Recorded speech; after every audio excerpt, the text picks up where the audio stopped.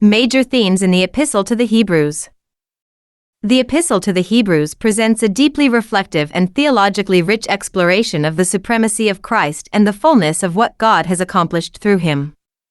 Written to encourage believers facing pressure and uncertainty, it weaves together doctrine and exhortation, calling readers to perseverance rooted in a clearer understanding of who Jesus is and what his work means. One of the central themes is the absolute supremacy of Christ over all previous revelations. The opening lines establish this foundation by declaring that God, who spoke in many ways through the prophets, has now spoken definitively through his Son. Christ is presented as greater than angels, greater than Moses, and greater than Joshua, emphasizing that he is not merely a messenger but the radiance of God's glory and the exact expression of his nature. This theme calls believers to fix their attention on him alone as the final and complete revelation of God. Closely tied to this is the theme of Christ as the perfect high priest. Unlike the priests of the Old Covenant, who were limited by sin and mortality, Jesus is portrayed as holy, harmless, and undefiled.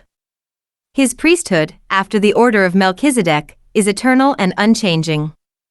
Because he sympathizes with human weakness, having been tempted yet without sin, believers are invited to approach the throne of grace with confidence. This priestly role is not merely symbolic, it assures continual access to God and ongoing intercession on behalf of his people. Another major theme is the superiority of the new covenant. The old system, with its sacrifices and rituals, is described as a shadow of the good things to come rather than their substance.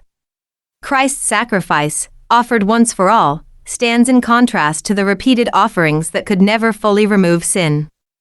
Through his blood, a new and living way into God's presence has been opened, fulfilling the promise of a better covenant established on better promises.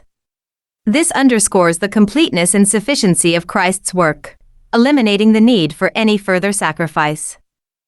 Faith emerges as both a defining characteristic and a sustaining force for believers. The letter provides a sweeping testimony of those who lived by faith, describing it as the substance of things hoped for and the evidence of things not seen. The lives of figures like Abel, Abraham, and Moses illustrate a pattern of trusting God's promises even when fulfillment seemed distant. This theme culminates in the call to look unto Jesus, the author and finisher of faith, who endured the cross for the joy set before him. Faith, therefore, is not abstract belief but active trust that shapes endurance and obedience.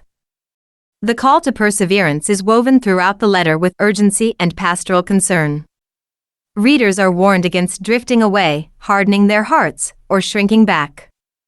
These warnings are balanced with encouragement, reminding believers that they are partakers of a heavenly calling and recipients of an unshakable kingdom. Endurance is framed not as mere human effort but as a response to God's faithful discipline, which produces righteousness in those who are trained by it. Finally, the theme of hope anchors the message. This hope is described as an anchor of the soul, both sure and steadfast, entering the presence behind the veil where Christ has gone before. It is not wishful thinking but a confident expectation grounded in God's unchanging promise and oath. This assurance strengthens believers to remain steadfast amid trials, knowing that their labor is not in vain and that what is unseen is eternal. Taken together, these themes form a compelling call to deeper trust and unwavering commitment. By presenting Christ as supreme, his priesthood as perfect, his covenant as complete, faith as essential, perseverance as necessary, and hope as secure, the letter invites believers into a life marked by confidence in God's finished work and endurance in the journey ahead.